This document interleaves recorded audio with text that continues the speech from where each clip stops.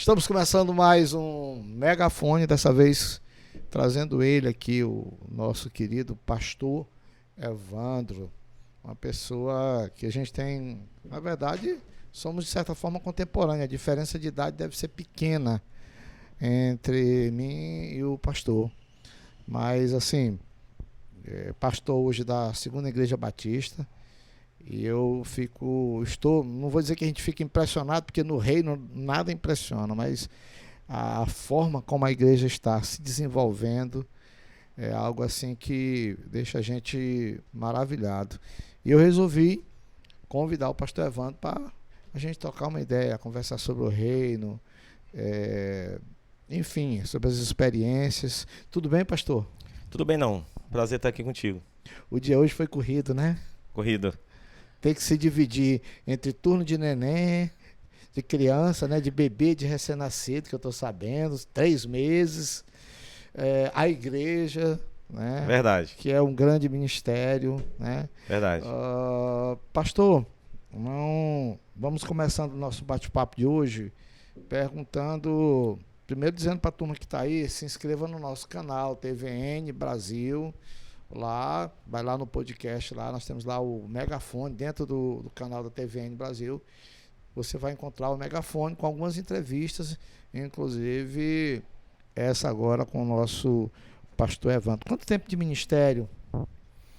Meu irmão, o tempo de ministério pastoral, nós concluímos agora no último mês de agosto do ano passado. Sim. 13 anos. Sim. No ministério pastoral. Nós servimos nessa mesma igreja, nessa mesma congregação. Nós servimos já há 17 anos à frente, como missionário, pregando, ajudando os irmãos, somando, mas como no ministério pastoral ordenado há 13 anos. Pois essa pergunta, ela sempre embaraça a gente, né? Porque o ministério está sempre, né? Desde o início. É a mesma coisa quando alguém me pergunta quanto tempo de vida na música como profissional. Eu digo, gente, eu tenho 30 anos de carreira, mas é óbvio que é bem antes. 30 anos, quando eu tive o primeiro contato com a MK, com gravadora. Então, eu acredito que você desde sempre, né? Vem de família cristã, não é isso? Eu lembro do irmão João, da irmã Wanda, da Virna, do Joavan, todo mundo envolvido no ministério, todo mundo bem proativo. Verdade. Né? Nós, na verdade, como família, nós já estamos na 5ª geração servindo ao Senhor, né? Glória a Deus. E eu já tenho uns sobrinhos netos aí que já estão trilhando os caminhos do Senhor. Mas a nossa inclinação para o ministério, partindo da sua caracterização, a gente sempre serviu, desde adolescente, já trabalhávamos com liderança, na juventude, sempre com esse chamado, né, para fazer a obra de Deus, ajudar com estudos bíblicos, liderar adolescentes, liderar jovens. Então a coisa foi crescendo e foi tomando forma dessa maneira, né? Desde 13 anos, 14 anos a gente já começou a trabalhar na igreja, servindo ao Senhor. Eu costumo dizer que eu não estou trabalhando para o reino de Deus porque sou pastor. Eu já trabalhava antes, eu já estava inserido no contexto, o contexto do servir uns aos outros, que é o que Jesus nos ensina. Isso aconteceu graças ao incentivo da família, né? E a gente continuou servindo ao Senhor e cresceu, adolescente, desde criancinha, e passou por todas aquelas etapas. Adolescência, a liderança foi uma coisa que se formou melhor ali, foi mais direcionada, se apresentou de uma maneira mais objetiva. E aí, a partir da adolescência e juventude, a coisa não parou mais e Deus teve essa direção. Não quero cortar a sua fala, mas assim, a gente sabe que você também tem um caminho da docência que não começou ontem, né? Já tem um tempo, não é? Professor na área de história, não é isso? Isso. É também formado em teologia, mas assim, eu não vou dizer nem como conciliar, porque quando eu o vejo, eu sou um apaixonado pela comunicação, né? Quando eu vejo você comunicando, quando eu vejo você ministrando a palavra, eu percebo muito conteúdo, muito preparo, muito estudo. Não é o camarada que fica rodando em círculos ali. Muito embora eu entenda que dom é dom. Você nasceu para isso, você nasceu para comunicar, na minha modesta opinião. Mas você se preparou para isso, né? A gente percebe isso. A gente percebe que quando você vai falar sobre um texto bíblico, você pesquisou aquele texto. Tem coisas que eu sei, que eu tenho conhecimento, e quando eu vejo você falar, eu realmente, o cara estudou, porque... Então, assim, isso vem, na sua opinião, da docência, isso é uma herança do fato de ser professor de história, ou isso é algo inerente, porque...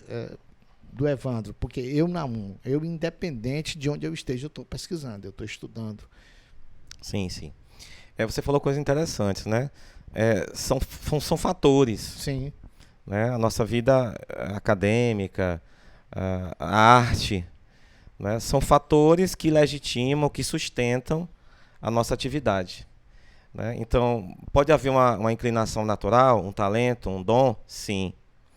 Agora, isso não invalida e não inviabiliza o fato de nós buscarmos outros recursos que nos ajudem como ferramentas para potencializar, burilar esse talento, né? E fazer com que esse talento ele possa ser utilizado nas mãos de Deus para os objetivos que o Senhor, os planos que o Senhor tem. Então, são paralelos, são situações paralelas, elas foram sendo construídas paralelamente. A docência, a inclinação, o chamado, os estudos bíblicos, as primeiras pregações, né, as primeiras sensações, o frio na barriga, isso tudo aconteceu sem academia, sem formação acadêmica, sem história, sem teologia, sem esse aprendizado, né, mais específico. E agora, com o passar do tempo, a docência, a formação acadêmica, o conhecimento, o encontro com a licenciatura de História, né, lógico que ela vai potencializando e vai favorecendo a utilização dos dons que o Senhor e as capacidades que o Senhor nos dá. Sim. No meu caso foi assim. Certo. Na docência, quem são suas referências, ou aquilo que te inspira, ou aqueles que te inspiram ou inspirou? Porque eu amo história, eu amo a filosofia, eu gosto muito da filosofia, porque a filosofia nos leva a pensar. O problema da filosofia é aquela que a gente pense sozinho, que a gente tome caminhos sozinho, que se decida sozinho, e eu acho que o homem não consegue se encontrar sozinho, mas dentro da filosofia. Mas eu admiro, então, assim, quem foram, assim, vamos dizer assim, eu tenho profunda admiração dentro da docência, dentro da minha área, que é a história. Eu gosto de A, B e C, são pessoas que realmente, quando eu bebo nessas fontes, eu consigo fluir um pouco mais. Muito bem. A gente tem presencialmente pessoas que conviveram conosco. Sim. Assim como você tem as suas referências, não é? Na música, na musicalidade, os estilos. A gente também tem na área de história, e qualquer área, na verdade, passa por essa influência. Então eu tive, desde do ensino fundamental, do ensino médio, eu tive mestres, pessoas assim que arrancaram de mim uma admiração, no caso da docência de história, né?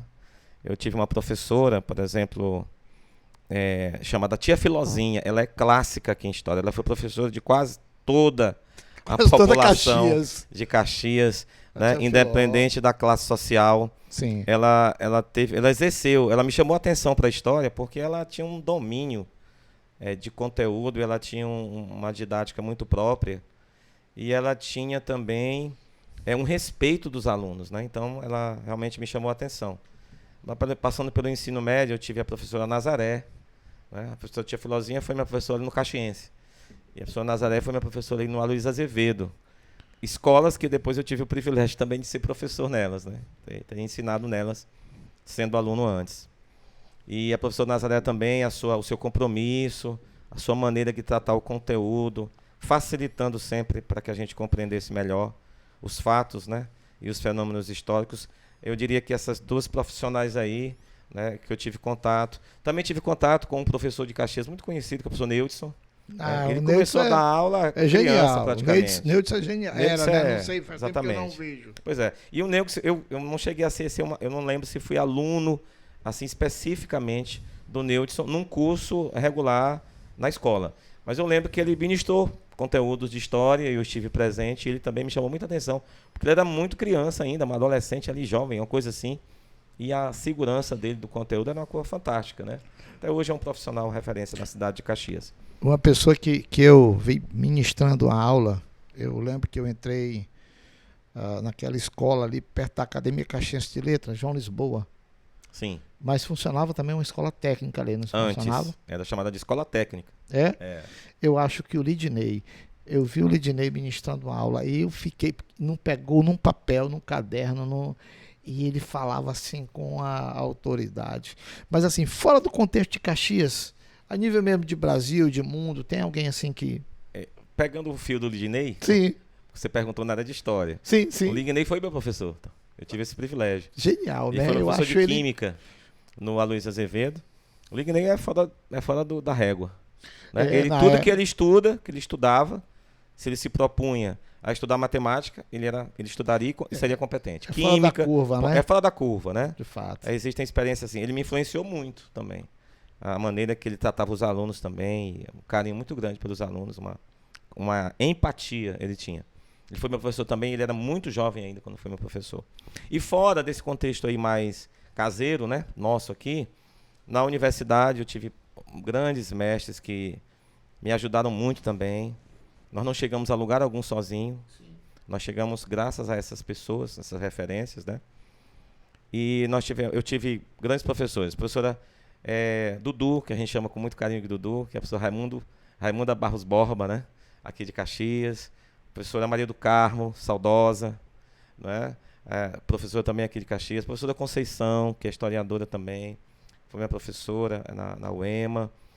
A professora Cleia Azevedo, que trabalhou muito com sociologia. A professora Rosane Lopes, trabalhou com psicologia, que eu tive esse encontro com esses mestres. No caso aí, eu citei só mulheres, né? Uhum. E elas foram ali das introduções, das disciplinas introdutórias, né? Na universidade. Depois eu tive contato com outros professores, o professor Lidia Gaioso, que foi minha orientadora de monografia, que é antropóloga, também ligada ao EMA. A professora Jordânia, que nós conhecemos, é muito atuante ainda aí no centro de ensino. Enfim, nós tivemos vários, assim, fomos abençoados, né? Com essa relação que eu te coloquei desde os uma geração que é privilegiada, né? Exatamente. Nós somos uma geração privilegiada. E esses professores aí que nós estamos falando representam outros também, sim, que nós não citamos, né? Certo. Mas são vários mestres que nós tivemos a oportunidade de trabalhar com eles, ser alunos. Alguns nós tivemos a honra de depois ser colegas, depois de formados, né? E a gente sempre teve um carinho muito grande. De certa forma discípulo e aí depois se tornou colegas, né? Mas nunca perdemos aquela referência de que eles continuavam, esses mestres, essas docentes e docentes que passaram pela nossa vida, continuam sendo as nossas referências. Mesmo no nosso ambiente de trabalho, a gente sempre tem aquele carinho e aquele respeito. Até hoje a gente tem esse trato, esse trânsito com esses professores, né? Eu vi uma fase do... Ele hoje era na verdade tem 4 ou 5, que eles estão assim no auge, tanto os livros quanto os vídeos, né? Nós temos o Leandro Carnal, sim, né? Que é ateu. Nós temos o Clóvis de Barros Filho, que eu também gosto muito, muito fera. Se vocês não conhecem, pesquisem sobre ele. O Cortella, né? Cortella, que teve toda uma influência dos padres jesuítas, acho que estudou em colégio, né? E o Cortella, ele diz que o conhecimento não é para humilhar.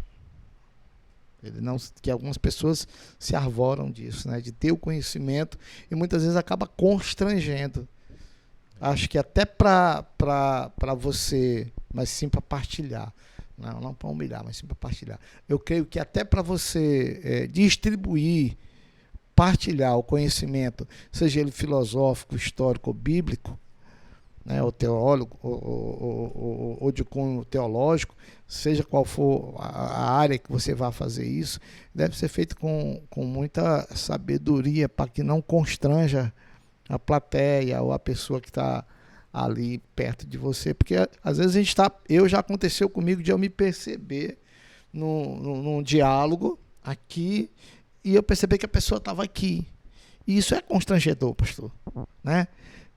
A gente tem que ter muito domínio próprio e muita sabedoria do ambiente em que você está para que você possa utilizar a linguagem, o conhecimento, de forma que ele possa realmente ser útil e não um agente de constrangimento. Concorda? Isso. Voltando só um pouquinho aqui o gancho, Sim. também tive um grande professor Sim.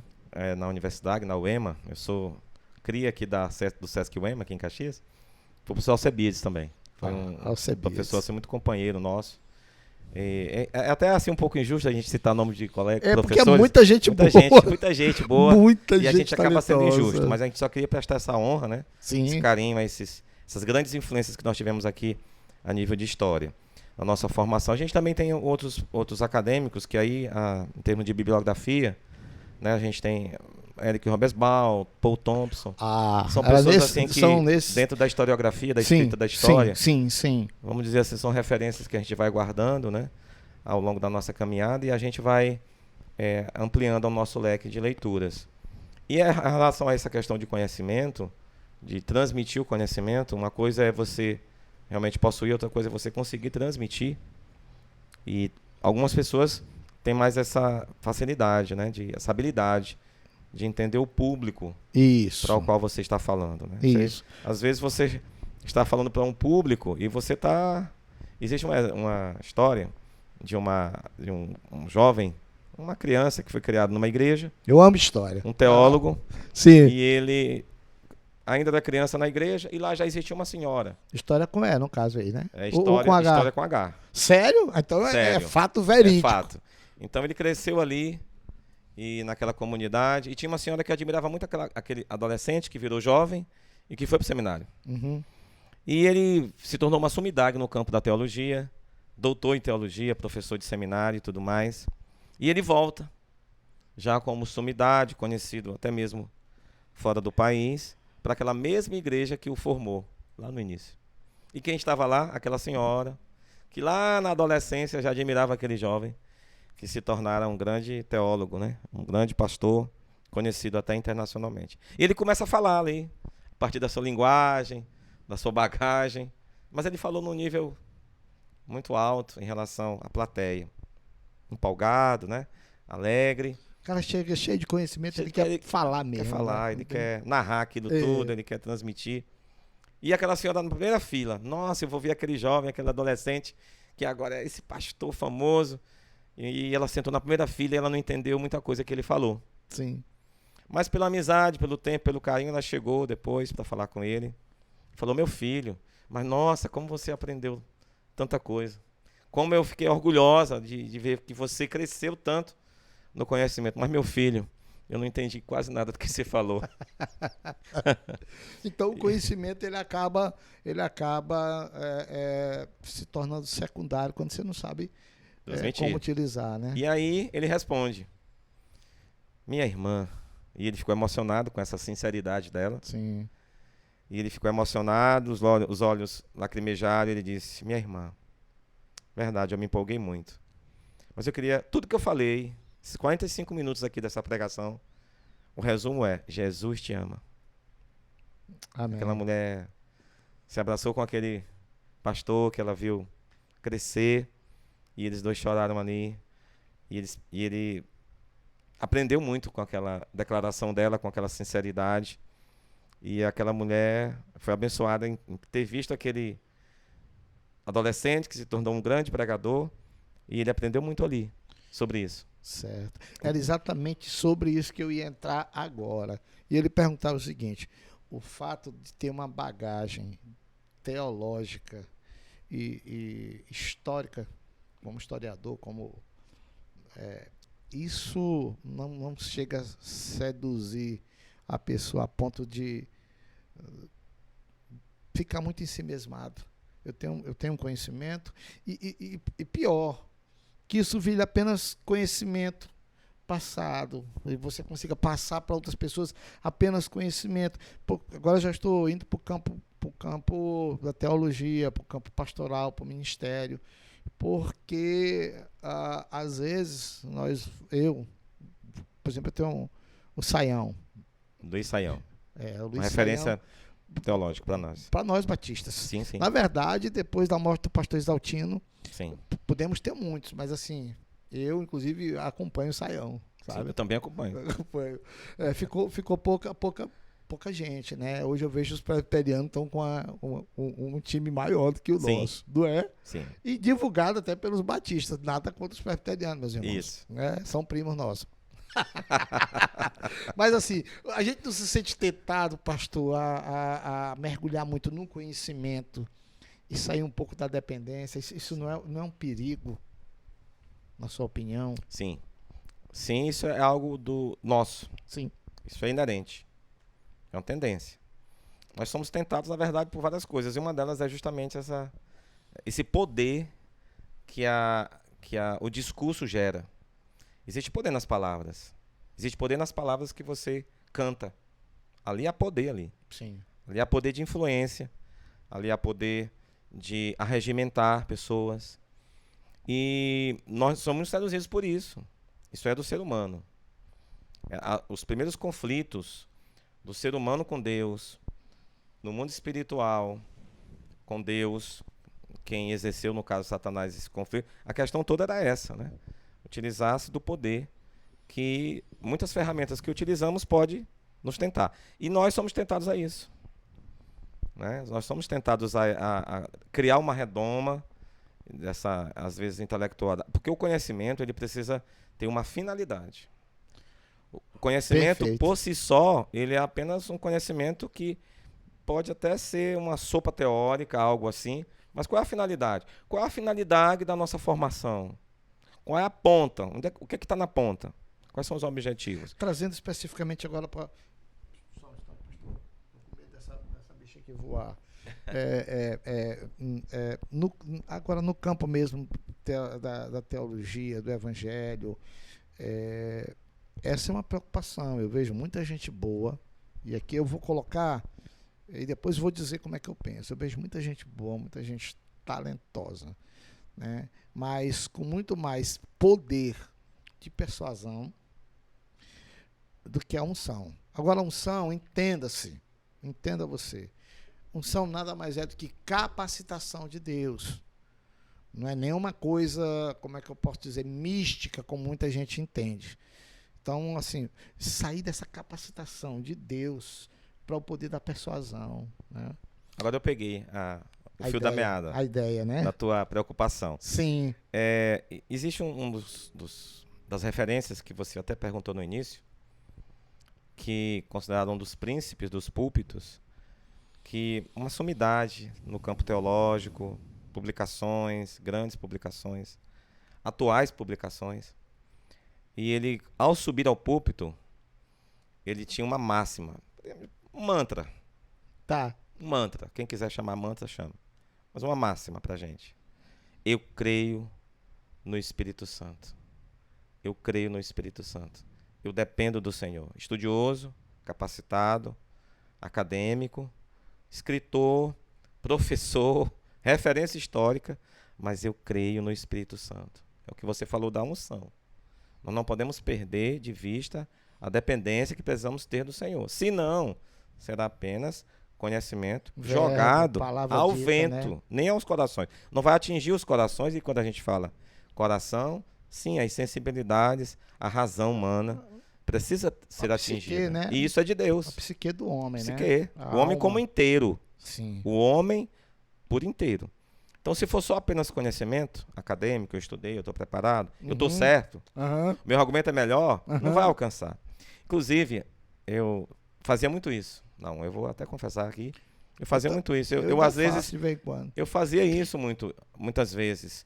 Eu discuti com colegas de trabalho, eu mostrei mais argumentos. Eu lembro que eu trabalhei com um colega que a gente tinha um carinho muito grande, ele era satanista. E uma vez nós tivemos uma discussão, no bom sentido, né, teórica, no ambiente de trabalho, e eu mostrei naquele momento mais argumentos do que ele mostrou.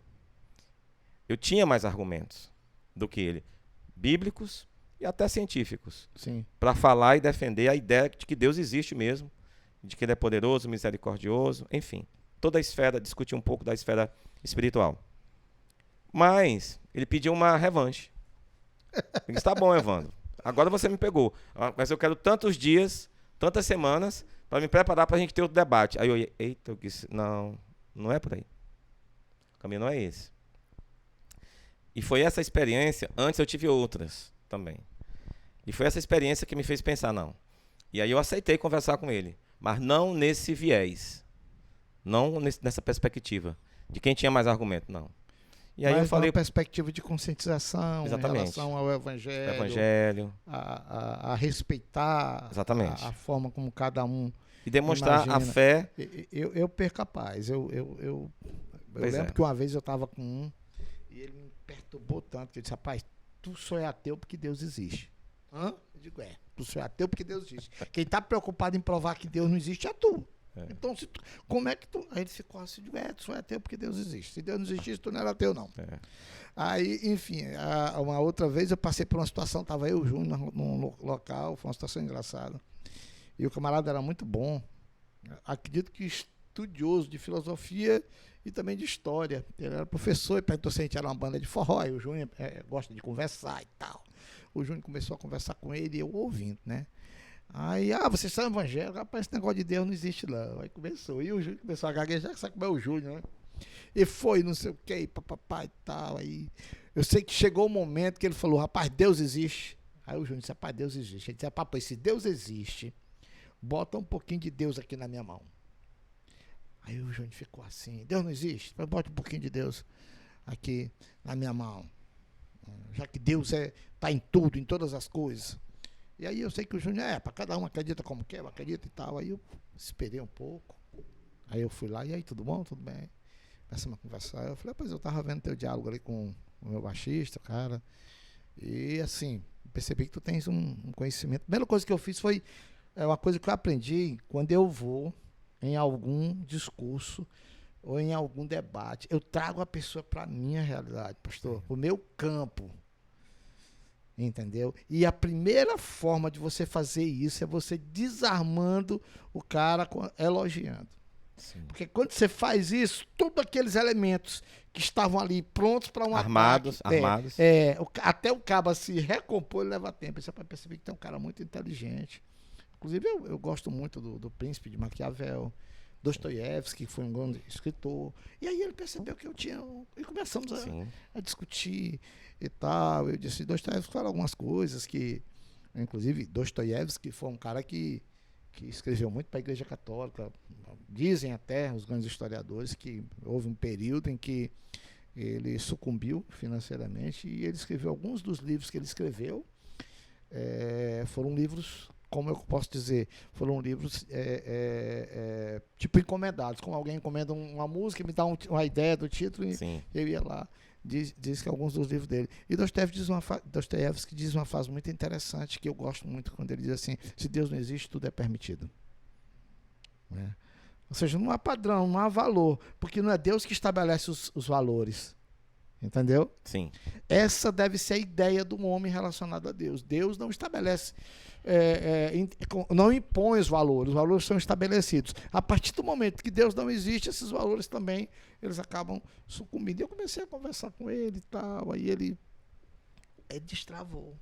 E ele baixou a guarda. Eu disse, rapaz, eu não acredito em Deus e tal. Aí eu disse, mas grandes homens... Hoje reconhece, a ciência reconhece, a história reconhece, a arqueologia reconhece. E aí foi em cima e ele, eu não acredito, porque se Deus existe, por que as pessoas não conseguem provar? Era por volta de 12h30 para 1h da manhã. Aí veio uma brisa e começou o vento bater naquelas árvores. Eu lembro como se fosse hoje. Eu perguntei para ele, o que está movendo aquelas árvores ali? Ele olhou para mim e disse, o vento. Aí eu disse, tu tem certeza que é o vento? Que eu não estou vendo o vento. Ele disse, sim, é o vento. Eu digo, como é que tu sabe que é o vento que está... Porque as árvores estão se balançando. Eu disse, pois coloca um pouquinho de vento aqui na minha mão. Aí ele ficou assim... Eu digo, tu tá vendo ali os efeitos do vento. Assim é Deus na vida do homem. Né? E aí ele disse, como é aquela velha máxima que todo mundo sai. Mulher, não, como é futebol, política e religião. Ninguém discute. Cada um tem as suas e tal, não sei o quê. Enfim, eu acabei de forma, não fui muito pesado com ele, mas eu falei, rapaz, então, aí me aborreci, rapaz, a Salomão diz, cara, você acredita no livro que Salomão escreveu? Salomão diz que os olhos dos sábios estão na mente, só os tolos não conseguem. Aí desci a repa. E aí ele preparou o caminho e tudo bem. Fui lá. Então, assim, eu acho que esse conhecimento, em algum momento, ele é útil. Exatamente. Mas em alguns ambientes ele é extremamente desnecessário, totalmente desnecessário. Contemplando esse raciocínio, sim, sobre aquele colega, ex-colega que nós discutimos sobre satanismo, e depois, no segundo momento, eu não fui com a mesma metodologia que havia ido antes, mas eu sempre converso com as pessoas, quando vai para o viés de estar certo, que Deus não existe e tal, aquela coisa racionalista, por si mesma, filosófica demais, eu também não vou discutir. Mas eu sempre, porque Deus dá a oportunidade, então eu sempre pergunto se há uma necessidade, se a gente pode conversar sobre Deus dentro de uma perspectiva desarmada, né? E aí a gente tem alcançado o objetivo nesse sentido. Por exemplo, na docência a gente ouve muito, né? Sim. Sobre Deus existe, não existe. E houve já esse questionamento sobre Deus existe ou não. E eu nunca apertei a mão dele, como é que Deus existe, professor? Coisas assim, como a palma da mão, no caso que você falou aí. Se tem água, bota aqui na minha mão. Deus existe, bota aqui Cadê Deus? Cara, então exatamente, alguém perguntou, mas Deus existe, como eu nunca apertei a mão dele? Cadê? Eu quero conversar com ele. Não, tem uns otários que chegam, desculpa a palavra, tem uns, assim, indoutos que chegam a perguntar pra mim assim, rapaz, quem é a mãe de Deus? Eu digo, rapaz, pelo amor de Deus, tu não sabe nem quem é Deus, quer saber quem é a mãe do cara. E aí a gente, muito simples, você acredita na coragem, acredita na justiça, sim. Você ama alguém, você já tomou café com amor? Sim. Já apertou a mão da justiça pessoalmente? Sim. E aí, você não acredita? A gente não vive em torno dessa metafísica aí? Isso. Não é isso que organiza a nossa vida, os nossos conceitos? E você nunca falou, nunca almoçou com eles, nunca jantou. A própria e Deus? Fé, o cara que anda em cima numa bicicleta. Exatamente. Tem que ter fé. Tem que ter fé. Um bicho com dois, né? Exatamente. O cara não sabe nem o que é fé. Então, a ideia que existe Deus, ela é algo tão normal, tão inerente, que é algo que não precisa se discutir tanto. Alguns pais da chamada ciência moderna, exemplo Descartes, sim. Deus existe. Descartes porque essas ideias que né? temos sobre Deus é eterno, Deus não morre, tem todo o poder, isso não é de homem, porque o homem não é assim. O homem não é eterno, o homem não pode tudo, o homem morre. E como é que ele adquiriu essas ideias? Como é que isso entrou na mente humana? Só pode o próprio Deus ter colocado isso na mente humana. Isso, de fato. Então são argumentos racionais que uma reflexão rápida, um pensamento rápido nos remete à ideia de que Deus existe, que ele é real. Entretanto, ele não está condicionado a esses argumentos racionais, até fé. mesmo os nossos, né, que às vezes a gente utiliza. A fé é fé. Vamos vir um pouquinho do ar-condicionado para mim aqui, só um pouquinho, por favor. Enfim, pastor, qual foi a maior dificuldade que você já enfrentou dentro do ministério? São quantos anos na CIB? Na CIB, nós temos ali em torno de 17, 12 anos servindo a Deus ali. Servindo a Deus. E na condição de pastor ordenado? Pastor 13, ordenado, né? 13 anos. 13 anos. Exatamente. Sim. Qual foi a maior dificuldade no ministério CIB já pastor? São várias dificuldades que a gente tem. Quando eu falo dificuldade, eu não estou falando de briga, de confusão com um A ou com B ou com um membro. Eu falo daqueles conflitos que a gente tem. Existenciais mesmo. Pronto. Não é isso? Nós temos conflitos assim, isso é muito natural na vida pastoral. Que a gente não vê a coisa andar. Também. Não é? E aí a gente, meu Deus, eu estou no caminho certo. Será que o Senhor me chamou para isso mesmo? É dentro dessa realidade que eu estou querendo muito bem. ouvir. Não, é muito bom falar sobre isso. Sim. Eu creio que a gente tem muito ainda um certo tabu em relação a falar sobre isso. O pastor chegar para a comunidade, para a igreja dele e dizer, tá doendo, meu coração tá doendo, eu tô triste, eu não sei fazer isso aí, eu não entendo nada de construção. A gente precisa falar mais como pastor diante da nossa igreja. Eu sei que existem medos, e esses medos têm causa, têm razão. Eu sei disso. Mas o pastor é um ser humano como qualquer pessoa. O pastor tem medo. E às vezes a gente não quer demonstrar isso. O pastor precisa de ajuda. O pastor precisa de oração. O pastor precisa ser cuidado. Mas o senhor não acha, não quero interromper, vou interromper de novo, porque senão eu posso perder o raciocínio. Sim. O senhor não acha que essa herança, ou essa visão, essa ideia de ser super pastor, isso não veio dos outros que queriam fazer tudo e ser tudo ao mesmo tempo? Vamos chegar lá. Por que eu estou falando isso? Porque eu ouvi o senhor dizendo, olha, eu não tenho conhecimento disso, irmãos, eu preciso ir com fulano, porque vocês vão me auxiliar. E eu vejo na Bíblia Davi convocando pessoas e outros chamando pessoas estratégicas para serem úteis no reino. Exatamente. Mas tem alguns que não cedem, querem entender da bomba atômica formiga. Verdade. Nós temos uma vasta bibliografia que discute essa questão do pastor especialista, profissional, né? De tudo. Então é o cara que bate o escanteio, usando a linguagem nossa. Quer fazer bate o escanteio, corre para a área, quer cabecear e vai comemorar, entende? Então isso é impossível, isso não vai acontecer. Não vai rolar. E se rolar, o pastor vai adoecer. Vai chegar um momento que ele esgota. Vai adoecer emocionalmente. Então ele tem que entender que na igreja existem pessoas que pregam também. Na igreja existem pessoas que administram. Na nossa cultura, na formação de pastores, o que é que acontece? Infelizmente o pastor às vezes tem que fazer todas as coisas. Ele tem que entender um pouco de cada coisa, porque ele termina fazendo tudo ao mesmo tempo. E o pastor, quando diz que é uma pessoa como outra qualquer, ele tem as suas ocupações. O pastor tem que ter um hobby, é bom ter um hobby, um passatempo, uma coisa que ele gosta de fazer. Tem também suas crises. Suas crises. O pastor precisa falar de nada, de coisa nenhuma. De jogar a conversa fora, numa mesa comendo uma pizza com amigos. O pastor precisa disso. Se gosta de jogar futebol, vai jogar futebol. Então o pastor precisa ter esses momentos de alívio de tensão, esses momentos de desintoxicação, vamos dizer assim, né? Então, a sinceridade e a assertividade. Não saber algo, não estar capacitado por Deus, ou não ter recebido esse talento e tentar exercer, é doído.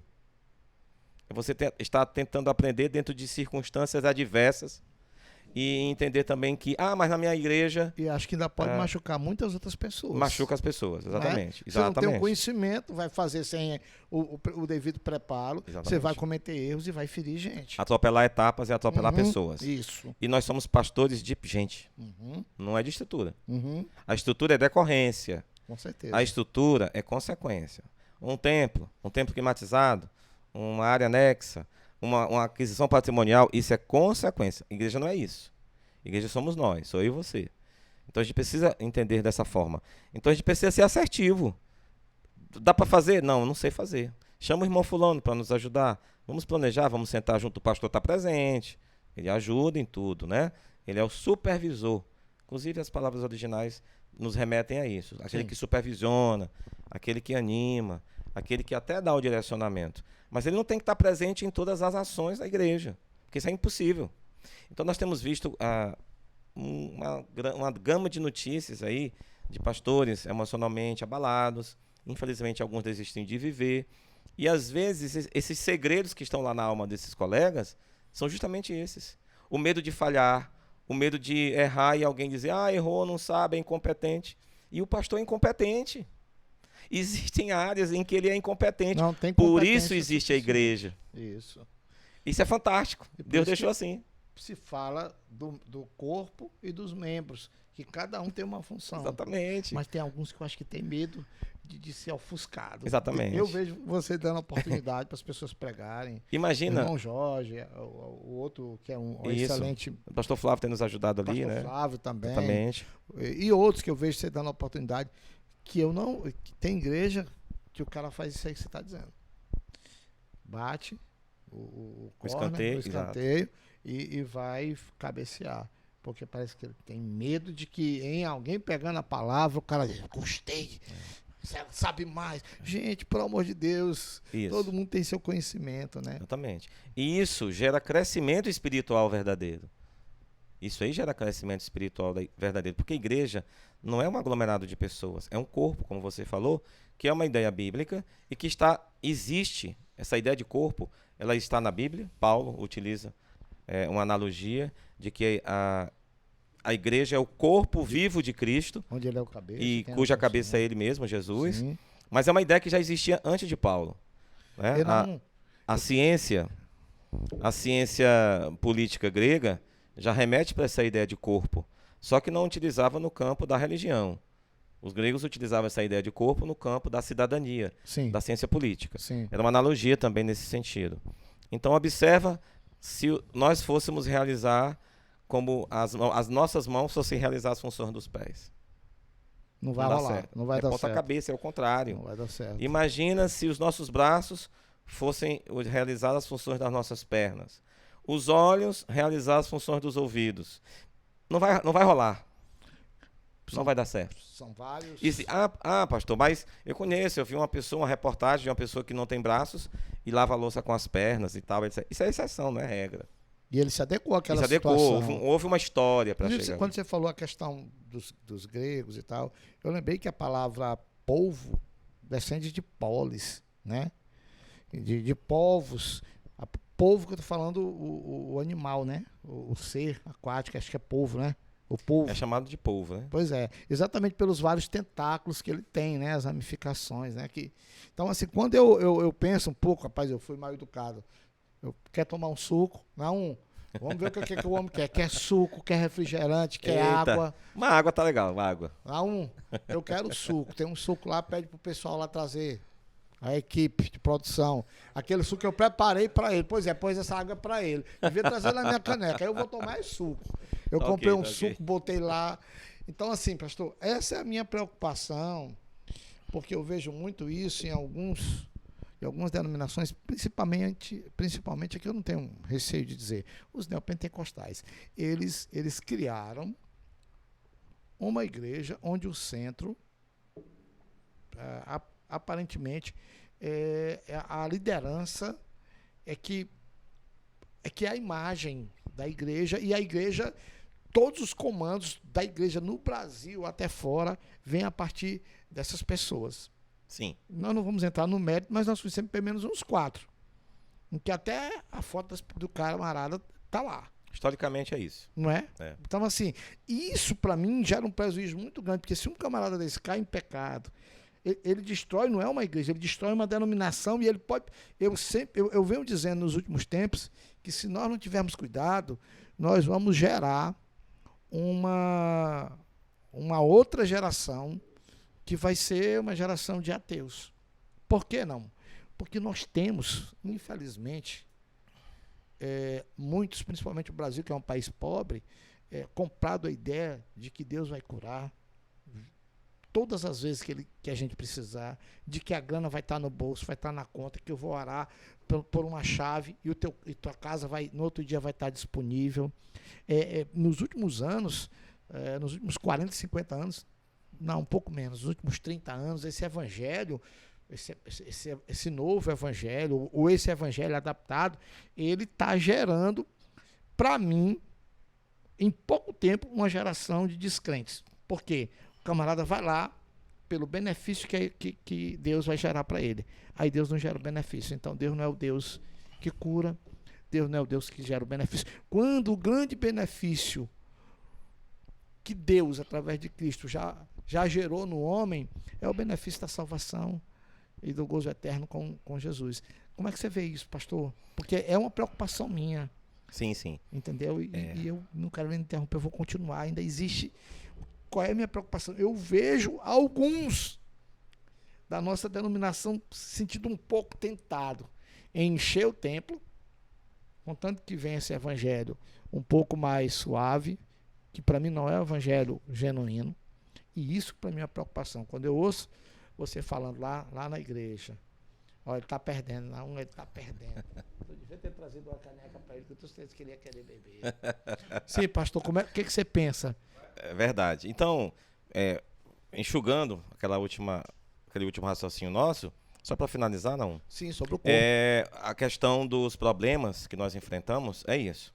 Pastor, não vamos aqui fazer lista de problemas, claro, mas pastores têm problemas, pastores têm limitações e pastores precisam de ajuda. E precisam ser pastoreados, muitas vezes, pela própria igreja. Ser cuidado. Não, você falou isso, eu me senti até meio, como é que eu poderia dizer? Eu me senti até me senti até com um espírito assim meio de culpa, porque eu tenho falhado nisso, né? De chamar, pastor Evandro, vamos ali, vamos conversar, vamos bater um papo. Porque eu sei o que é liderar. Porque eu sou o líder hoje da minha família. Mais do que nunca, né? E eu sei o quanto é doído sofrer sozinho e não ter como dividir. Mas aqui e acolá, a gente pega um dos filhos, ou aquele que tem mais maturidade. Olha, minha filha, o meu filho, está acontecendo isso, isso e isso. Estou precisando conversar, vamos bater um papo, vamos sair. Então, eu acredito que dentro do ministério, exercer esse ministério, sem abrir esse espaço, correr o risco de mais à frente morrer frustrado, abandonar o ministério mais cedo, atropelar pessoas. E etapas. Que é o pior da vida, né, pastor? Exatamente. Fica Tudo tem seu tempo. Uhum. Existe um conceito muito moderno, e aí a modernidade ela se encontra, né, útil na nossa função, né, no nosso ministério, que é o conceito de mentoria. Né? Nós sermos acompanhados mesmo. Sim. Nós precisamos ser mentoreados. Nós precisamos ser acompanhados. Existem pessoas que, quando nós temos dificuldades, temos problemas, dúvidas, a gente consulta. Tenho pessoas certeza que ele vai gostar. Suco de uva concentrado. Eita, bom demais. Então a gente precisa ser mentoreado, ser acompanhado. De fato. Jesus, você observa que Jesus coloca os discípulos uns sobre os outros. A caminhada juntos. Não era por acaso, não era só para não estar sozinho na evangelização, ter um problema, um ajudar o outro. Opa, positivo, isso aí também é verdade. Mas era justamente para um cuidar do outro. Mentorear um ao outro. Porque tem dia que a gente não amanhece bem mesmo. Não amanhece bem. Tem dia que eu não vou conseguir, você vai. Tem dia que você não consegue, eu consigo. E isso é igreja. E Deus é glorificado nisso. Pois eu vou dar um exemplo aqui. Domingo nós tivemos aqui uma ADR aqui, eu com os meus filhos e a minha esposa. Aí, pai, por que você não está indo para a igreja? Primeiro, porque o carro não fica em Caxias. Segundo, quando eu vou aqui para a igreja, o Nicolas vai e o Nicolas não se aquieta. Aí eu, não, Júnior, mas quer dizer que comigo o senhor dava cascudo, me botava lá numa cadeira, eu ia, e agora o Nicolas, não, ele tem que se comportar, deixa ele dormir lá. Não, só tem que ir para a igreja. Eu digo, rapaz, tu tá certo, eu vou para a igreja. Então, assim, como eu estava ontem aqui, né? Não fui levar a Isabel. Aí eu digo, eu vou a partir de agora, vou adotar isso. Né? Então, ouvir os mais próximos, né? Porque, pastor, eu penso assim, que só pergunta, como é que você está, pastor? Ou só procura, de alguma forma, ajudar, ser útil, aqueles que se preocupam de fato com a gente. Sim. Não é? Aqueles que se envolvem de alguma forma na nossa vida, porque eles querem, de alguma forma... Estão preocupados, estão envolvidos. E porque gosta, né, pastor? Porque ama. Pronto, a palavra seria essa. Eu tive uma ligação uma vez de uma das pessoas que congregam conosco, servem conosco ali na CIB, me ligou. Pastor, tá tudo bem com o senhor? E eu fiquei surpreso com aquela pergunta, de bate-pronto, muito objetivo. E aí eu pensei, não tô, tá tudo bem. Aconteceu alguma coisa, assim, o que é que o irmão... Não, pastor, eu achei o senhor triste hoje. E eu queria confirmar se o senhor tá triste. E eu queria confirmar se o senhor tá com algum problema. Ou se era só cansaço. Ou era só um cansaço e tudo mais. Irmão, eu tô muito cansado, mas eu queria glorificar a Deus pelo seu cuidado. Eu tava realmente muito cansado. E ele disse... Eu disse, isso é muito importante, esse cuidado. Eu queria dizer que eu tô aqui. Então não existe estratificação, essa hierarquia do pastor que diz assim, não, eu com problema. Não quer dizer nem que está cansado, porque acha que se disser que está cansado, de alguma forma vai prejudicar o seu ministério. Então a gente tem que acabar com isso. Eu não estou falando que a gente tem que ser menino, e agora todo probleminha a gente está compartilhando. Não é isso. E com todo mundo. E com todo mundo. Nem todo mundo tem estrutura para ouvir. Exatamente. E aí você pode ser impedimento na fé de alguém. Isso. Né? Eu estou falando que existem limitações, que existem dúvidas, que existem problemas, que tem coisas que você não sabe e que você tem que recorrer à ajuda. E quando surgirem problemas emocionais, situações de relacionamento, às vezes familiar, o pastor precisa buscar ajuda. E precisa reconhecer em Deus isso, que é o canal, é usado. Um outro pastor, um outro colega, às vezes uma pessoa. Tem pastor que diz assim, olha, você não pode conversar se revelar tanto para as suas ovelhas, para as pessoas que congregam com você. Eu não vejo muito, eu sou um pouco fora da curva nesse sentido. A minha igreja, afetivamente, eu falo minha, Eu entendo. afetivamente, a igreja é do Senhor. Eu sou muito feliz ali na CIB porque eu falo o que eu sinto. Eu falo Eu me que senti domingo muito alegre, é muito alegre, feliz. exatamente. Domingo eu senti. Tem a ver com com o retiro que está chegando. E tem a ver, por exemplo, eu fiquei, porque eu acho que não há pastor que não se sinta feliz em enviar a igreja, por exemplo, a igreja ontem, parece que a gente ia ser arrebatado ali, um louvor lindo, benção. cheia de, tava lotada assim, porque pós-pandemia ainda não tinha visto tanta gente, porque nós temos um grupo ali de pessoas que já são de idade, eu mesmo tenho comorbidades, eu parei praticamente. Eu lembro que um dos meus aniversários, os meninos fizeram com drive, como é que chama não? Drive-in, alguma coisa assim. Eles fizeram, não podia tocar em mim, com medo do Covid. Eles ficaram do outro lado da rua e botaram faixas com letra de música minha. Fizeram uma carreata no bairro ali, e com frases, e fizeram um bolo. E a Nara não pode tocar no meu pai, fica do outro lado da rua. E aí, assim, por causa da pandemia, né? Do contexto. Do contexto, né? Já só tem um rim, tem um outro problema de saúde, tem pressão, bom, enfim. E assim, houve um período assim que eu senti que a igreja esvaziou mesmo, né? Eu atribuo isso a dois fenômenos. Eu acho que veio a pandemia, que deixou muita gente em casa, mas o fenômeno da internet, ela é boa, mas assim, temos que ter um certo cuidado. Eu não transmitiria mais culto ao vivo. O culto de domingo, nós vamos gravar, mas vai passar só dia tal, para você vir e não perder. Entendeu? Porque às vezes a gente... Aquilo que você falou ontem mesmo no púlpito, que tem alguns agora que só são membros em casa dos televangelistas, né? Não sei nem como é que eu chamo, né? Os que estão na internet, né? E isso é uma preocupação que eu tenho. Eu acredito que isso tem esvaziado um pouco as igrejas. Você não acha, não? Sim. Ah, não, pastor... Hã? Os web crentes. Gostei. Os web crentes. Você não acha que isso aí tá, de certa forma, foi muito exagerado? Não, fica em casa, aí vai o pastor sozinho e tal, porque você falou um negócio que eu fiz uma música na pandemia. Gente precisa de gente. Nós somos um ser gregário. Né? Não é ser gregário, não. Separado, não. Ser gregário, não. Nós somos um ser gregário. Nós nascemos para viver em ajuntamento, juntos. Como é que você vê esse fenômeno? Sim. Muitas igrejas hoje estão assim. Isso, foram fatores, né? Fatores que se somaram e produziram essa nova perspectiva na vida de alguns, né? A pandemia, o medo, uma potencialização do medo e a ferramenta poderosa que são as mídias sociais, que têm o seu valor, têm a sua utilidade, continuarão tendo. Isso é um fenômeno que não retroage mais.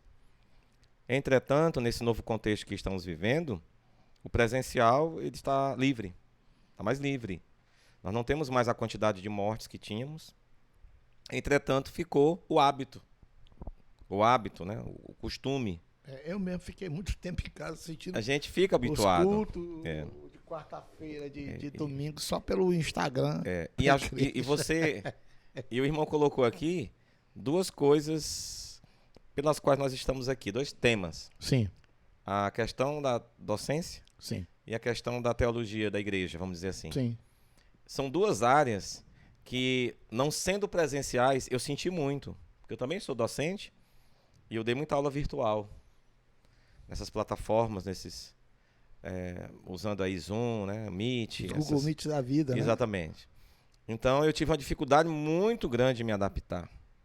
Tive um choque emocional, assim, A gente quer o contato, né, pastor? Exatamente. E a ferramenta, e eu tenho falado, refletido sobre isso, esse contexto que vivemos aqui, nós estamos um pouco nele, né?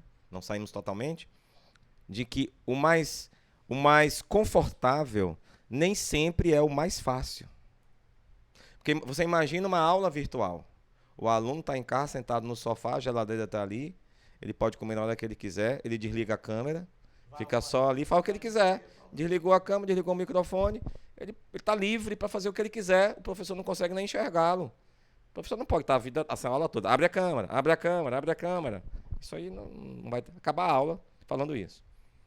Então, o aluno tem que ser mais maduro para entender que ele precisa estar na aula virtual, como na presencial, participativo. Então, é mais difícil, embora seja mais confortável. Exige mais. Então, essa maturidade é importante. E na igreja, no sentido da teologia, é a mesma coisa. É muita maturidade, requer muita maturidade nossa participar de um culto virtual, com pregação, com louvor, tendo o mesmo envolvimento, como se no presencial. É quase impossível isso acontecer. Então, são duas áreas que eu senti bastante. Você imagina o que é um pastor fechar o templo. Foi uma das experiências mais terríveis que eu já tive no meu ministério pastoral. Você até perguntou sobre as dificuldades. Sim. Foi essa. Dói o coração da gente. Porque a gente quer o templo aberto. Mas a igreja não fechou. Porque a igreja somos nós, eu e você. Os templos sim. Os templos sim.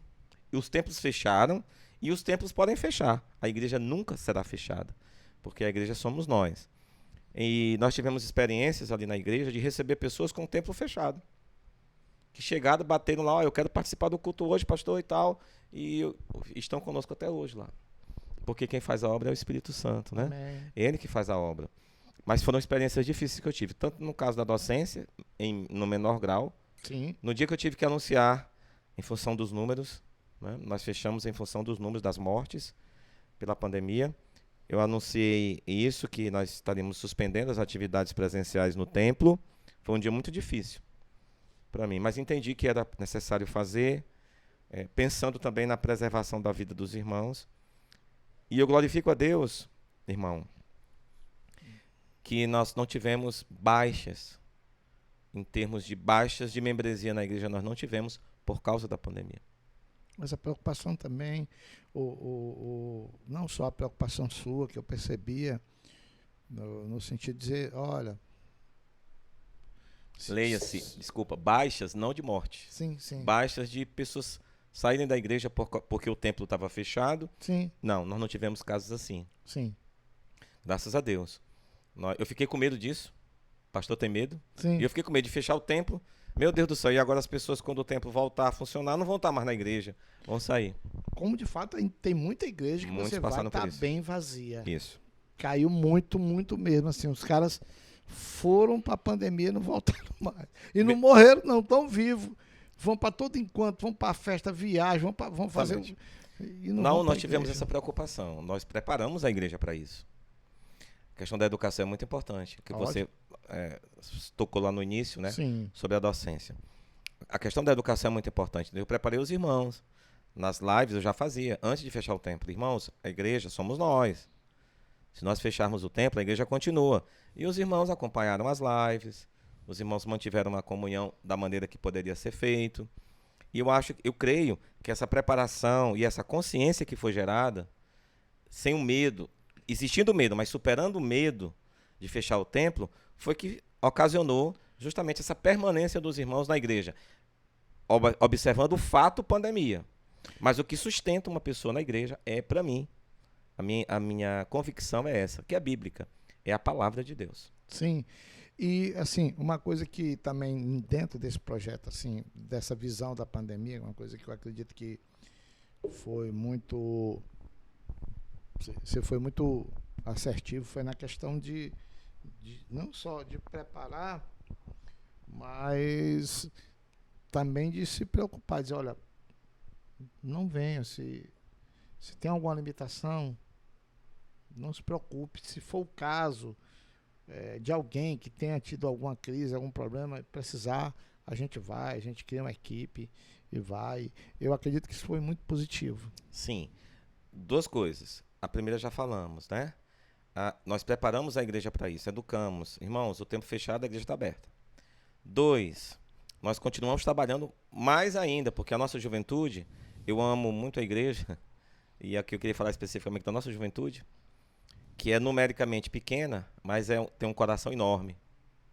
Então, incomodou a juventude da nossa igreja a situação de algumas famílias. E alguns jovens chegaram para mim, pastor, a gente tem que fazer cesta básica. A gente tem que distribuir cesta básica para as pessoas necessitadas, que estão sem emprego, que perderam seus empregos. Foram muitas na época da pandemia. Eu sei. É verdade isso. E na igreja tivemos pessoas assim. E aí a juventude se mobilizou, nós conseguimos distribuir mais de 150 cestas básicas, que para a nossa logística foi uma coisa assim de Deus. E nós distribuímos cestas básicas para pessoas que nós nem conhecíamos. Havia uma necessidade, a necessidade chegava em alguém da igreja, da juventude. Pastor, é uma pessoa lá, sei lá, da Vilarias. E aí, não, a gente faz um roteiro, nós acompanhávamos a mocidade também, somávamos forças e saímos distribuindo nas casas nesse período. Então, existem várias formas de você anunciar o evangelho de Jesus e exercendo a misericórdia e a graça é uma delas. Então nós fizemos isso. E isso envolveu a igreja de uma maneira muito intensa também nesse período. Então nós tivemos ações, nós mantivemos os cultos via Instagram, né, também nos mesmos dias, nos mesmos horários. E nós explicamos o que você disse. Irmãos, nós vamos fechar o templo, mas é o cuidado com vocês. Nós estamos preocupados com vocês, com os de mais idade, as comorbidades, e todos de maneira geral, porque de alguma forma os mais jovens voltavam para casa e tinham contato com as pessoas de mais idade e de comorbidade. Então foi uma teia, né, que foi formada. E Deus foi misericordioso conosco, nos ajudou, nós não tivemos prejuízos de pessoas saírem da igreja, graças a Deus por isso, e nós louvamos a Deus por isso também. Mas é verdade o que você falou, Naum, muitas pessoas, muitos colegas tiveram problemas de membros, né, que depois da pandemia não voltaram. Durante a pandemia, muitas pessoas deixavam de congregar, sim, mas iam para outros lugares. Isso acontecia. E é doído isso.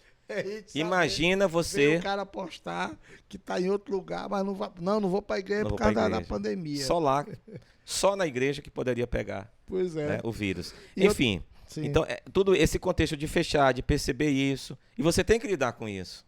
E também você não pode chegar e descer a palmatória e não vai funcionar, não vai rolar.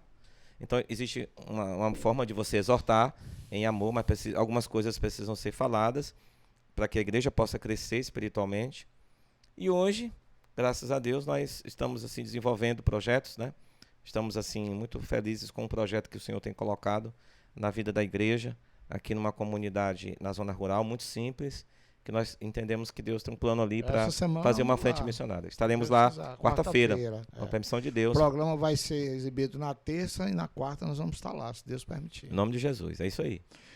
Eu ia tocar não nesse assunto específico, né, da comunidade, do evento, mas eu ia perguntar quais são as expectativas e os projetos para 2023 nas várias áreas que a igreja tem, a área social, espiritual, a questão dos trabalhos evangelísticos. Eu, assim, gosto muito de lidar com jovens, eu ainda, mesmo já na idade que eu estou, e, assim, mas ainda não tive como dar continuidade por conta do momento que a gente vive, entre Presidente Dutra e Caxias, a Isabel lá e eu aqui, aí vou para lá, venho para cá, mas assim, qual é assim a expectativa para esse ano, pastor? Qual é o projeto que nós temos, por exemplo, na área evangelística? Já existe algo montado nesse sentido? Ou a igreja ainda está estabelecendo essas coisas? Não, nós, na verdade, nós servimos a igreja ali, juntos, e eu tive 17 anos da minha vida trabalhando 40 horas como docente e sendo pastor, né? Missionário e depois pastor. De forma que isso acarretou muitos compromissos acadêmicos, né, com a docência. E há algum tempo eu estava orando para o Senhor, já pedindo para que o Senhor me desse um direcionamento, e em 2021 nós nos afastamos de metade das atividades que nós tínhamos como docentes. Sim. E para ter uma agenda mais livre, para nos ocupar com as atividades da igreja, né? Inclusive atividades de visitação, assistência, pregação do evangelho e também evangelização. Então, ano passado foi o ano de transição, que a gente migrou Sim. desse formato para o formato de... Também ainda havia o risco da pandemia. Ainda estávamos nesse contexto de pandemia. E esse ano é um ano que a gente tem muitas expectativas a realizar. Amém. Nós estamos no mês de janeiro, nós temos os irmãos, alguns irmãos viajaram de férias, alguns já chegaram. Tá vindo o retiro aí também, né? Que a gente consome o mês todo para ficar 4 dias, 3 dias, né? Então, os irmãos estão chegando e nós já estamos falando com alguns da liderança para que a gente tenha uma reunião de planejamento. Porque, como você sabe, a gente toma decisões partilhadas, né? Sei. Então, a gente vai montar um calendário trimestral, que pode ser revisado, flexível, todo calendário é flexível, para que a gente encontre os encontros usuais da igreja, as mulheres, reunião dos homens, reunião dos jovens, e tenha encontros maiores, caso evangelização, culto de evangelização no bairro A, um trabalho de evangelização lá na casa do irmão, no bairro B, e aí convida os vizinhos. Zona rural, que Deus está abrindo uma porta para a gente, está nos chamando. Eu vejo ali um campo missionário para atuar na comunidade. Depois eu vou falar o nome da comunidade, pedir a autorização deles primeiro, né? Sim, uma questão ética.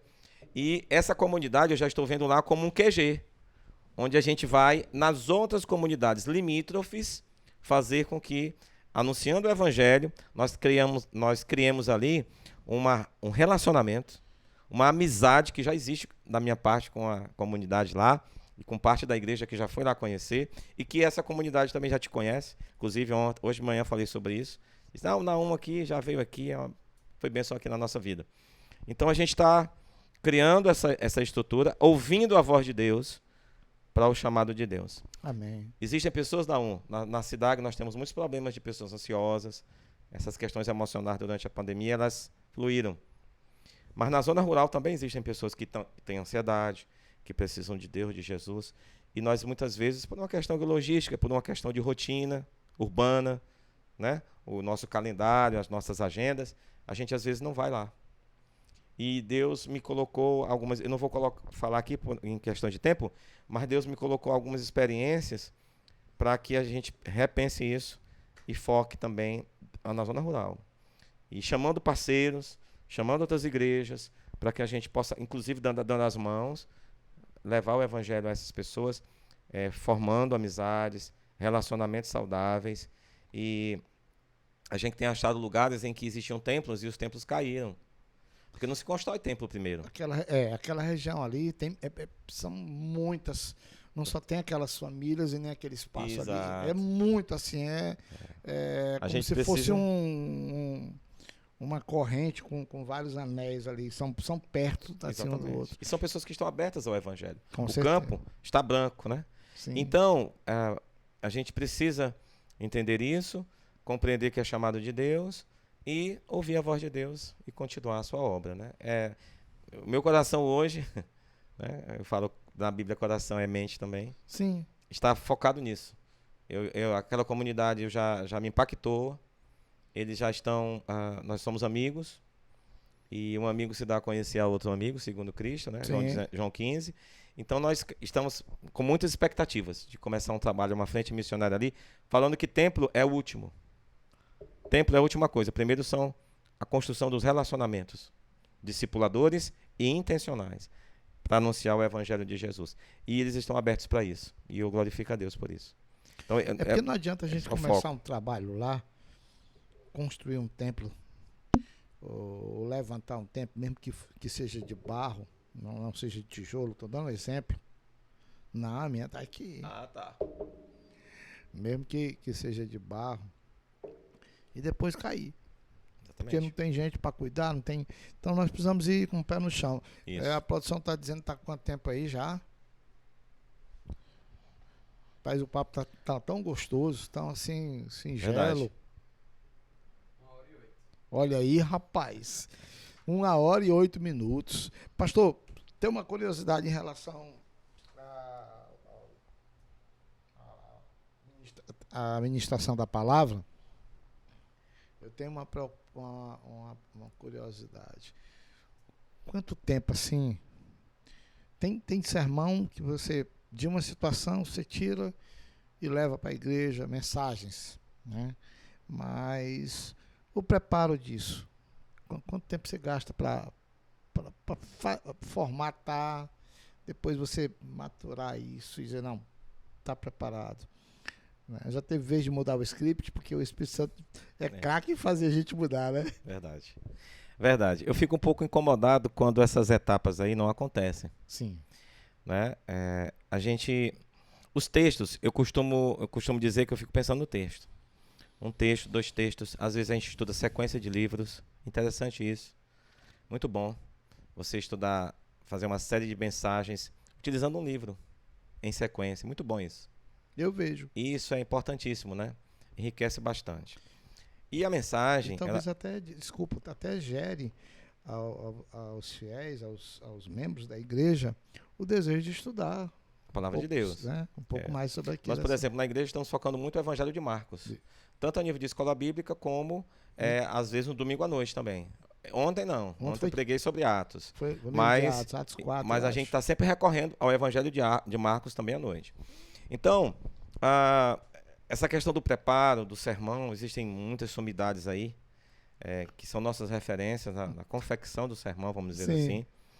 A primeira coisa é que o sermão não deve ser visto como uma caixa fechada em que você vai lá e aí a gente volta para a questão da intelectualidade, né? Sim. Fazer todas as transições, o tema, a pergunta que gera os outros subtemas, todos aqueles esquemas de sermão expositivo, isso é muito importante você organizar.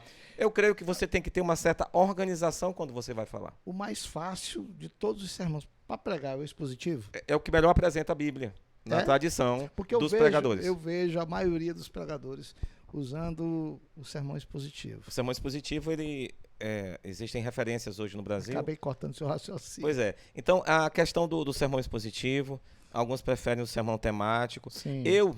A minha experiência até aqui, eu sempre gosto de organizar aquilo que eu vou falar. Fazer um esboço, colocar algumas questões paralelas. A gente não pode esquecer de aplicar o texto, né? Porque a gente tem que ler o texto, certo? Porque às vezes a gente lê o texto, esquece o texto e vai... Lógico que a gente vai pregando, existem algumas situações, até mesmo que testemunho cabem dentro da pregação, mas o suprassumo é ler o texto, explicar o texto e aplicar o texto. Esse é o suprassumo da pregação. Tá? A maneira que você vai fazer isso, existem várias variações.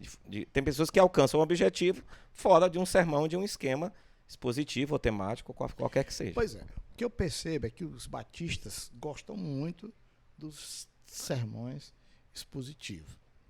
Mas outras denominações, que eu não vou citar, gostam muito dos temáticos. É porque o temático é mais simples, é mais fácil, o cara fica à vontade, ele não precisa se prender tanto.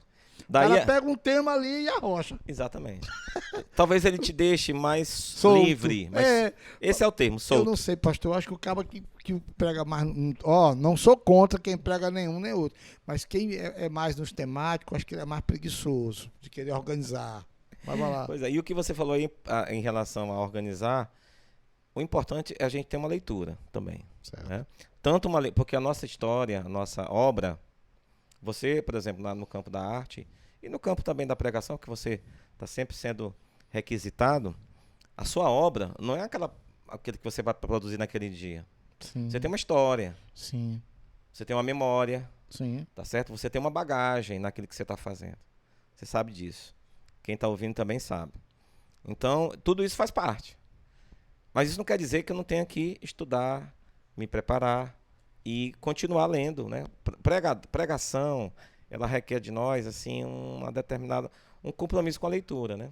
Picasso diz uma coisa linda. Ele diz o seguinte: inspiração existe, mas ela tem que nos encontrar trabalhando.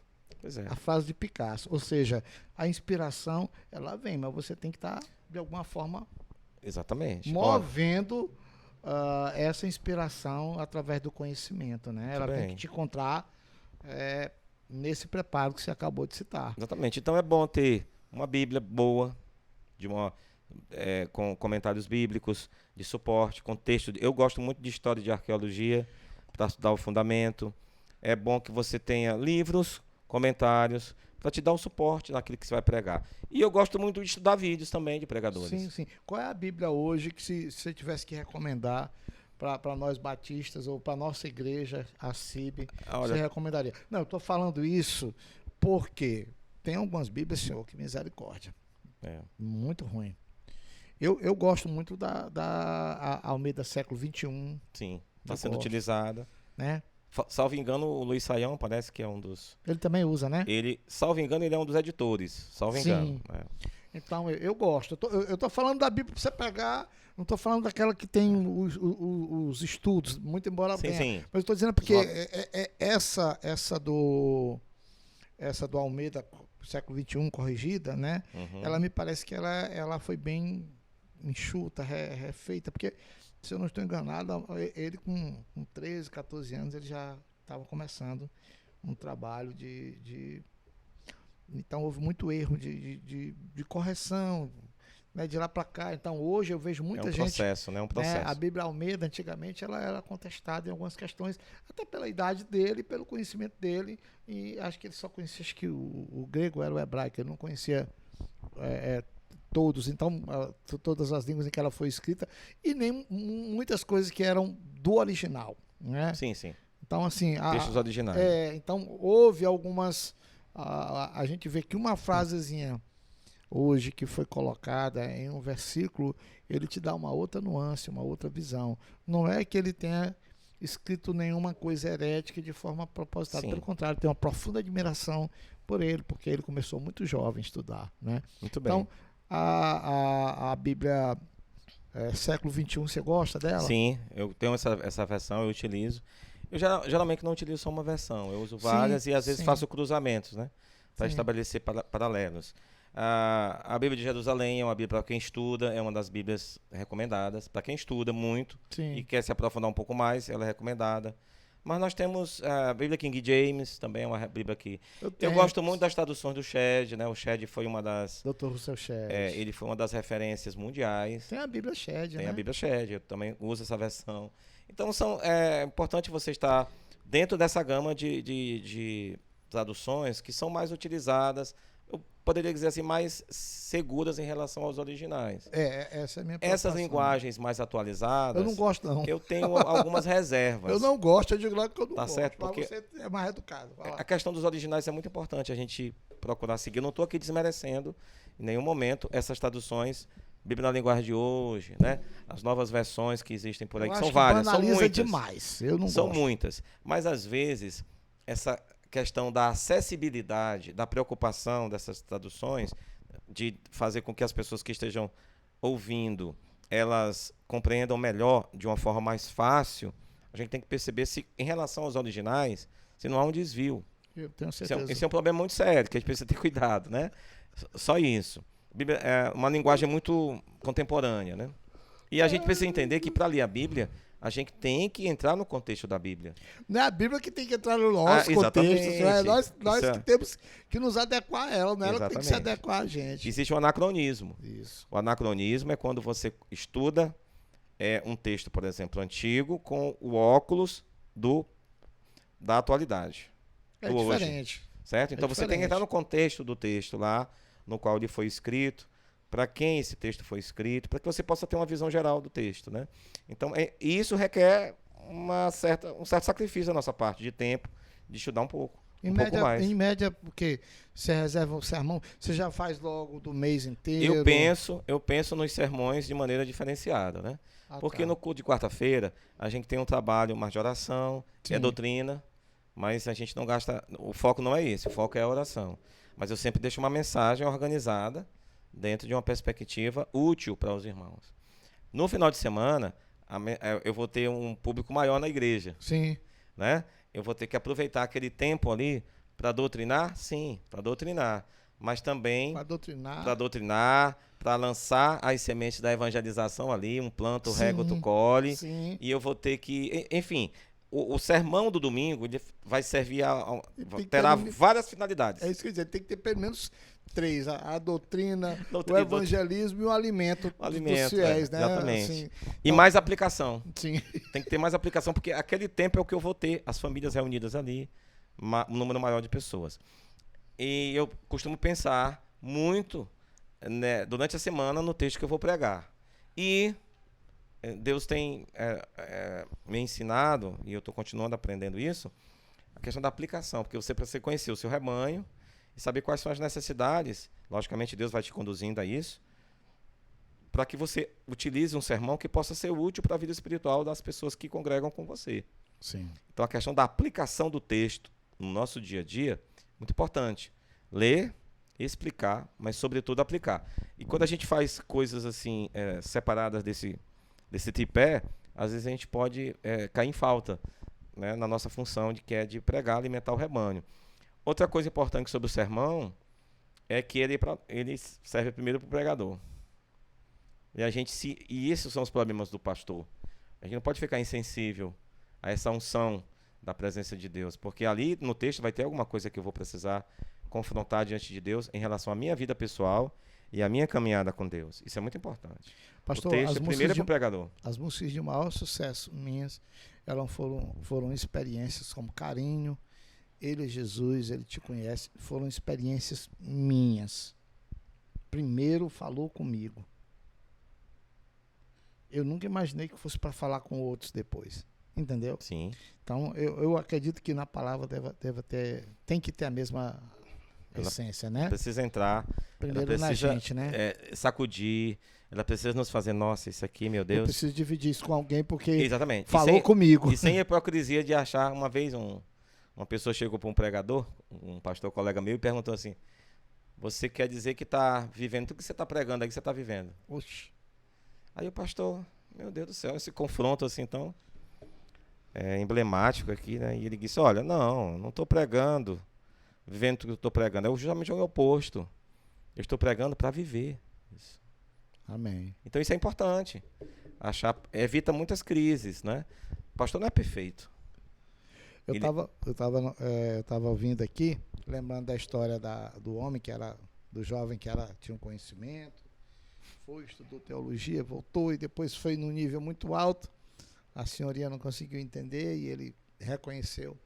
Eu lembrei, eu não sei se essa história é com H ou com E, de alguém que era um pregador de renome, muito conhecido, mas uma pessoa extremamente centrada, ligada ao evangelho, e chamaram ele para ministrar a palavra, e antes disso fizeram assim um auê, sabe? Agora vamos ouvir o doutor e não sei o que em arte e tal, o grande servo de Deus que vai ministrar a palavra. E quando ele pegou a palavra, ele usou uma coisa, eu ouvi isso quando eu era bem jovenzinho, quando ele pegou a palavra, a pessoa chamou de grande servo de Deus. Ele pegou a palavra e disse assim, olha, se eu sou servo, não sou grande. Se sou grande, não sou servo. Acho que o evangelho é por aí, né? Por aí. Verdade. O evangelho nos chama para servir. E a mágica do evangelho, o evangelho não é mágica, mas ele tem uma atmosfera mágica. O que deslumbra, o que traz, é o que você né? falou da teologia. Sim. As pessoas estão indo atrás de resultados rápidos, pragmatismo excessivo. Não existe essa mágica aí. O time de Deus não é o nosso time, muitas vezes.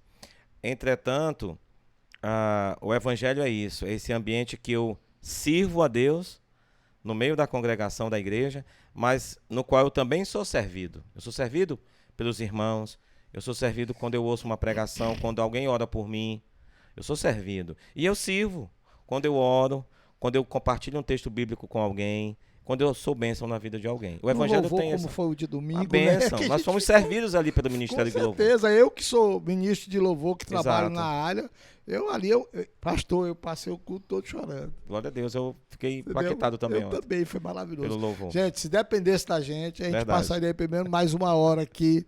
Não sei nem se eu não divido isso aqui em episódios, mas eu conversei aqui com o pastor Evandro, que é o pastor da minha igreja, aliás, meu pastor da igreja que eu congrego. Se Deus permitir, esse ano a gente vai conseguir fazer muitas coisas. Queria agradecer do fundo do meu coração você ter vindo,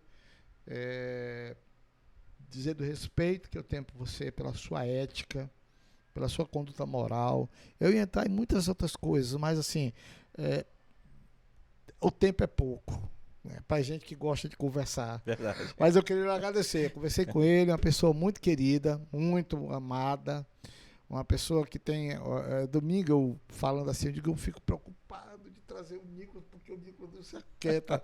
Aí uma pessoa disse, não, mas o pastor Evandro é tão tranquilo em relação a isso. Eu digo, mas eu sei que ele é tranquilo, mas quem não fica tranquilo sou eu, porque eu não tenho saúde para ficar com o Nicolas nas costas, ali no meu colo. Pastor, obrigado. Não, obrigado também por estar aqui. Obrigado, e conte comigo esse ano, se Deus permitir, vai ser um ano onde a gente vai caminhar mais, tá? Amém, glória a Deus. Quando eu vou ligar, pra gente sair, pra tomar primeiro caldo. Gosta de caldo? Gosto. Tá bom. Gente, estamos Abração. encerrando aqui mais um Megafone.